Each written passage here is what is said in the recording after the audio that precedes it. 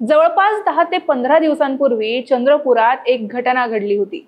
भर दिवसा गोळीबार करून एका गुंडाची हत्या करण्यात आली होती। आता पुण्यात सुद्धा असाच काहीसा प्रकार घडलाय। विद्येचं माहेरघर असलेल्या पुण्यात काही दिवसांपासून अनेक गुन्हे घडताना दिसतायत।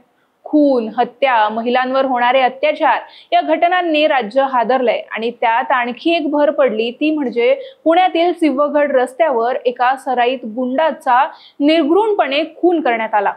आता हे प्रकरण नेमकं काय आहे सविस्तर जाणून घेऊया या व्हिडिओमध्ये। नमस्कार, मी मनस्वी ढवळे। पुण्यातील सिंहगड रोडवरील वडगाव ब्रिज जवळ क्लासिक बार नावाचं एक हॉटेल आहे। त्या हॉटेलमध्ये एक बार सुद्धा आहे। तर गुरुवारी रात्री या हॉटेलमध्ये अमोल उर्फ गोट्या शेजवळ नावाचा गुंडा गेला। बारमध्ये दारू पिण्यासाठी बसला। त्यावेळी त्याचे काही मित्र देखील त्याच्या सोबत होते। दारू पिऊन झाल्यानंतर अमोल शेजवळ हॉटेलच्या बाहेर जायला निघाला। तिथे असलेल्या बाउन्सरने त्याला अडवलं।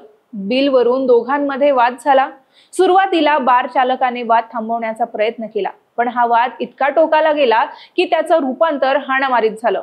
यावेळी बाउन्सरने बार शेजारी असलेल्या टायर पंक्चर दुकानातील हातोडी आणली आणि ती हातोडी अमोल शेजवळच्या डोक्यात मारली। अमोल शेजवळला चांगलाच मार लागला। तो खाली पडला आणि तडफडायला लागला। ती जखम डोक्यावर खोलवर लागली होती आणि त्याच जागी त्याचा मृत्यू झाला।